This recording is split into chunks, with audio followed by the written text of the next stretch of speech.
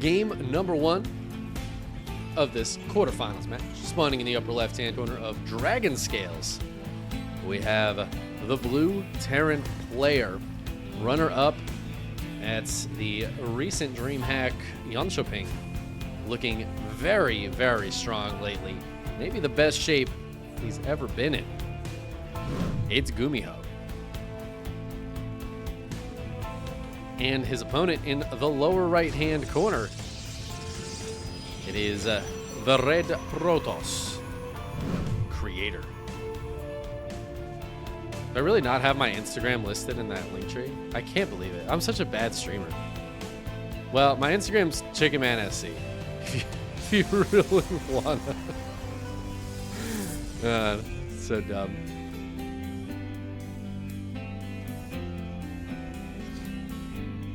Maybe it's not worth it, you know? I don't even know how to link this to you. There we go. I figured it out. There you go. Follow me on Instagram. Chickenman SC. I post cool pictures of mountains. What is this? What is this, Gumiho? This is just out of vision. It's so close. What a placement. Well, Creator has got the full wall off here, so this Reaper's not going to be able to do anything.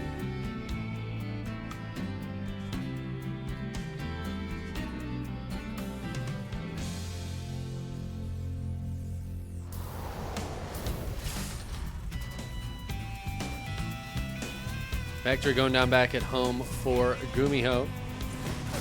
Reaper gonna jump up. Ooh, gonna try to bop himself over. Doesn't get it, Gumiho. F's in the chat for that Reaper trying to bop itself over. It's a fun little trick if you can do it, but couldn't quite get it done.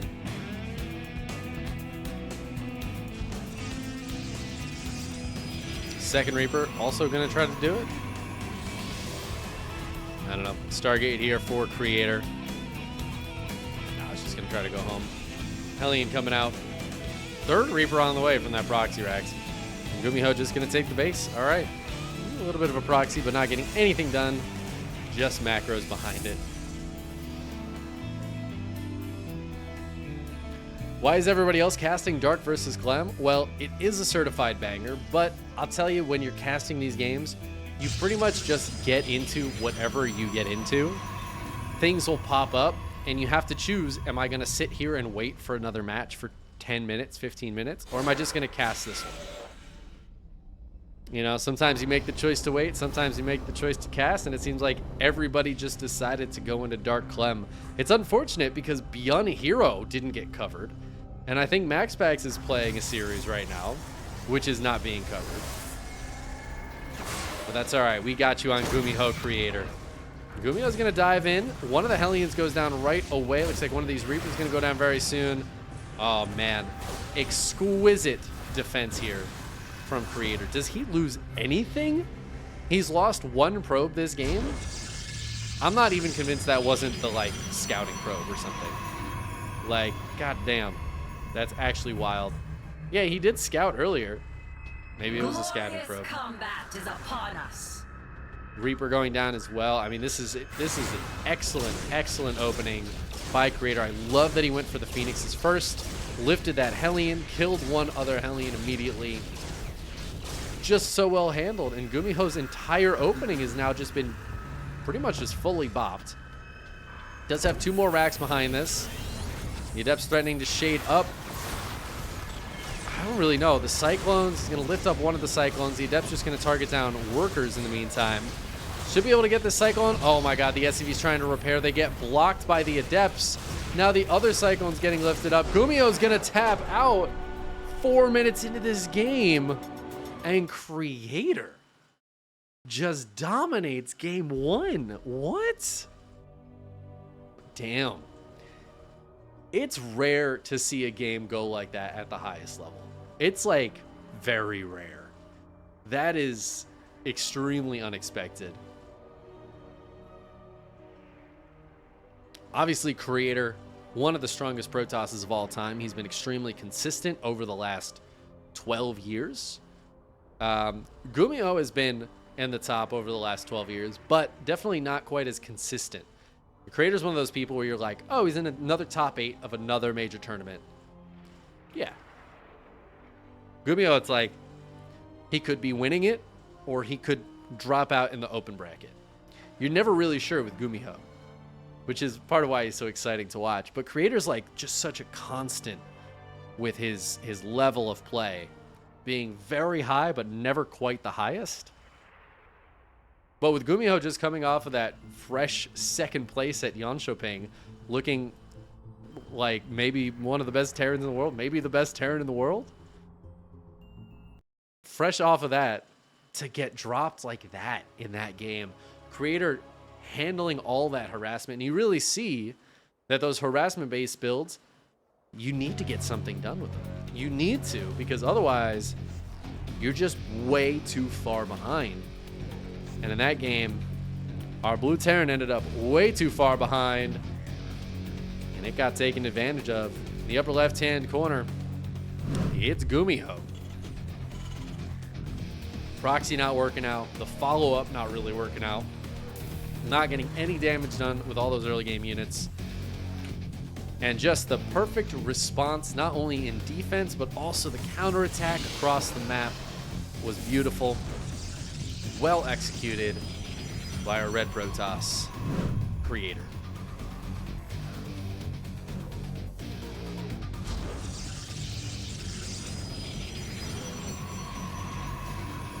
Ooh, the predictions. A lot of points out there in the predictions. A lot of them onto Gumiho. Gumiho definitely the favorite for this one. And I think in a standard macro game, I would say Gumiho probably wins 75% of the time or so. But now down 0-2. So one of the big things about Gumiho is he's always had strong builds and the ability to just kind of go in very different directions, change it up. But a lot of those builds are very risky. Last game we saw him take that risk and it did not pay off. We might see him go for a less risky play in this game. And again, I think in the more standard straight up, I do favor him a bit. That being said, Creator just has to win one of the next 2 games. And if they're solid standard games, I feel like he's got a pretty decent chance of winning one of them. I'm no statistician, but I am crunching the numbers. And the numbers say Creator probably is kind of like a little bit. The numbers are really non-specific.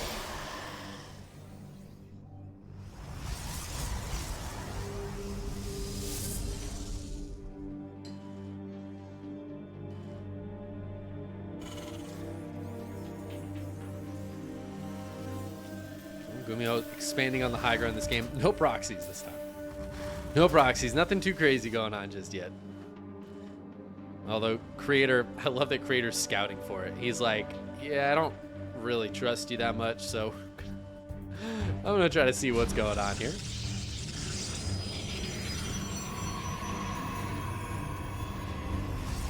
Creator drops the Twilight Council on the low ground. That feels so weird to me. Why would you do that? I mean, it doesn't really matter, I'll be honest with you. It's not that big of a deal. It does allow the Reaper to just like get the scout and leave. But it's very funny that it's on the low ground. It's funny how you expect certain things, but when they happen differently, you get confused. Like Twilight Council, no, that's a building that goes in the main. Robo can go in the natural or the main. You can kind of choose. Stargates in the main. Gateways, anywhere you want. Forges, probably in the main, although I would accept forges in the natural. Twilight Council, though, it's 100% a main building. Like, I don't know what we're doing here. I guess the big thing is Creator didn't want to put down another pylon in the main and wait for that to build.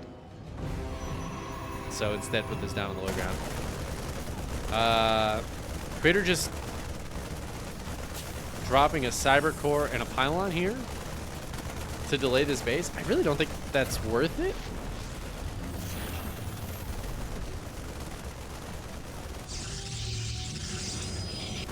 I mean, I guess it delays the eco by quite a bit here for Gumiho.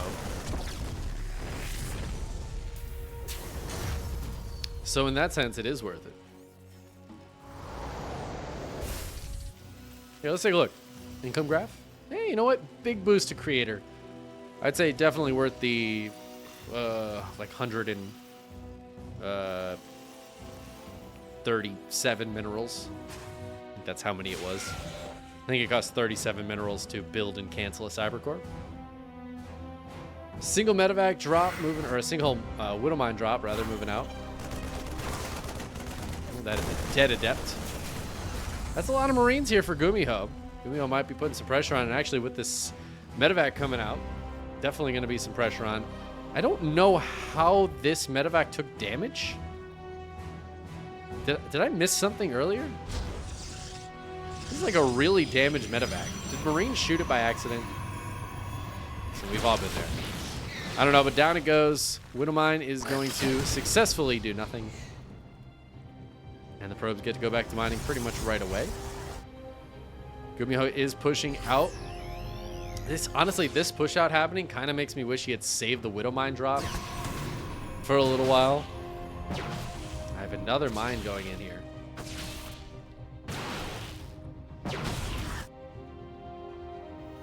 Gumiho is just funneling units across the map.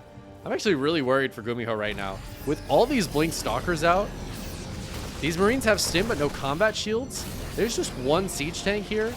The reinforcements are looking to get caught by these Stalkers. I think Gumiho's gonna die. I think he's about to die. We're gonna keep an eye out. This may end up going really well for him.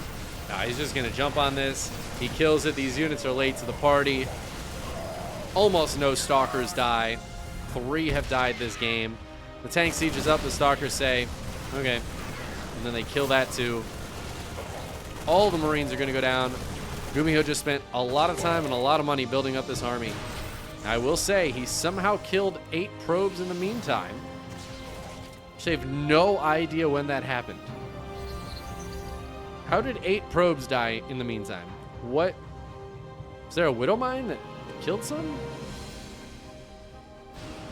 Killing that 8 probes is crucial because now this third base is an okay time. It's no longer late. There's a tank sieged up on the high ground and a tank on the low ground. Should be enough here for Gumiho to hold. The tank lives and a few Stalkers go down. I'd love to see a repair on that siege tank. Gumiho, though, just more focused on holding on. Stims to push these units away, and they do back up. These Stalkers are very low. I was really worried for Gumiho, but he's not going to die.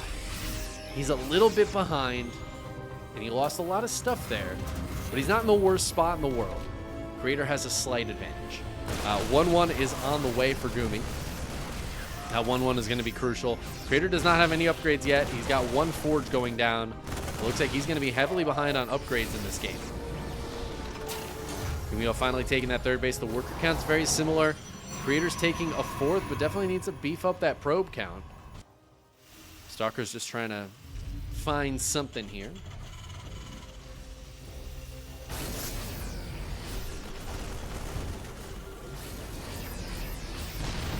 Oh, there are 3 siege tanks. Those Stalkers were like, hey, let's see if we can... Oh my Jesus Christ.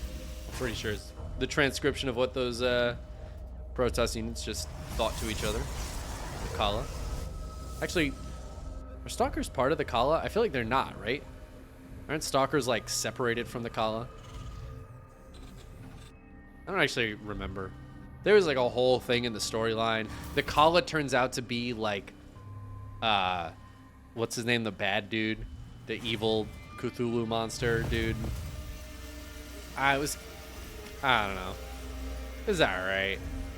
I kind of wish they hadn't made the Kala like evil and all the Protoss didn't separate from it, because I feel like the Kala is a really cool Protoss-y thing.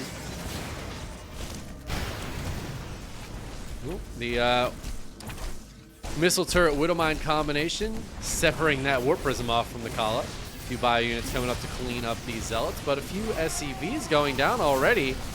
6 workers dying. Honestly, I don't think it was necessarily worth it. Delays the Ghost Academy, but Creator realizes there's still too much here to push in.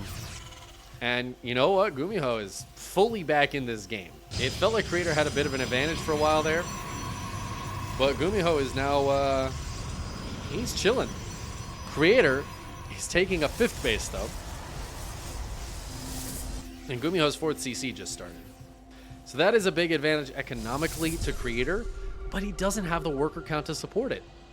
So you see, despite that earlier base, despite another base coming up, Gumiho's been mining more. And over the course of the game, it's been pretty even. It's not really what Creator's looking for. He's looking for a big economic advantage, but he would need like 90 probes to really have that. And he's just not at that point. And Gumiho's getting everything he needs. Ghost Cloak, +1 ship weapons for the Vikings. 8 SCVs going down is pretty painful. Well, the 4th CC finishing up, and Creator again on 75 workers, which is pretty solid, but not huge. Gumiho should be able to catch back up fairly easily. This run by could be very nice, though. Diving on top of the siege tanks is maybe not the way to go. They will get shoved out of there. Creator's 5th base is done. Done and dusted, ready to go. Still trying to send zealots around the map here, but so far Gumiho defending very well. Creator now sending more units across. Gonna get spotted by that window mine. Window mine? The window mine. It's when the mime tries to, like, pretends they're in a box, you know? It's the window mime. 2-2 finishing up here for Gumiho. Creator did put down a 2nd fort, so he's got +2 attack and +1 armor on the way. But he is still gonna be 2 upgrades behind Gumiho for a long time, and then 1 upgrade behind Gumiho for even longer. Prism heading towards the main base. There's no turret ring here. There is still that Widow Mine and its turret friend, but this time I think Creator will probably avoid those things.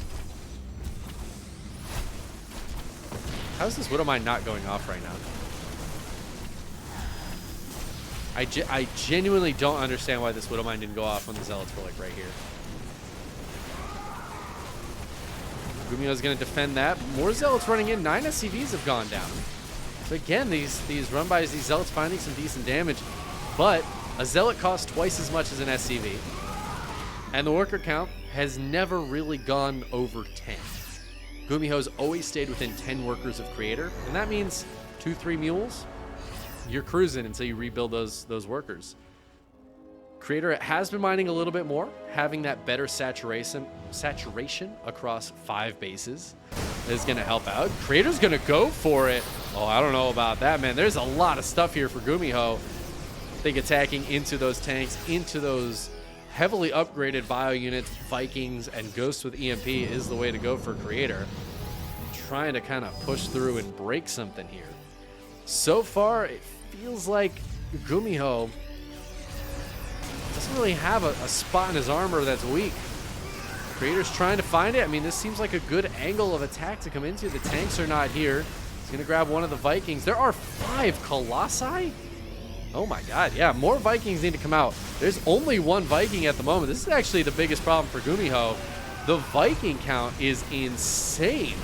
Stalker's going to blink on top of the siege tanks. They are going to get crushed, but they will clean up the tanks first. The bio seems to be melting. Gumiho's army supply is still pretty high, but these 5 Colossi just have absolutely no answer right now. Disruptor Nova's coming out, not getting the best connections, but the SCVs are forced to pull. 18 probes going down on the other side of the map as Gumiho has a big counterattack. He's killing the 4th base.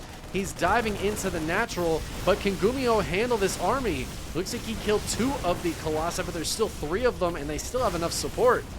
I don't know if Gumiho's going to be able to clean that up. But at the same time, Creator is not doing anything to clean this up. Well, looks like he's... Oh, I thought he was going to recall. No, that's just that Nexus being shot. The shield's going down. Both players losing huge, huge portions of their economy. 3-3 for Gumiho. Probably going to get canceled here. We'll see, though. Creator might just kill this base and try to go home and protect his main. Or he's going to dive up into Gumiho's main, allowing this 3-3 to finish. If this becomes a base trade and Gumiho gets that 3-3, this could be huge. Army supply is definitely favoring Creator, and a lot of that supply for Gumiho is here in the main, where it can't really do too much. Disruptor Nova's getting a nice connection there. One of the Disruptors dies. The other one dies as well, though. And I think those Robos are either depowered or just fully dead at this point. Creator going to lose his main Nexus, going to lose these... upgrades that are, well, at least delayed now.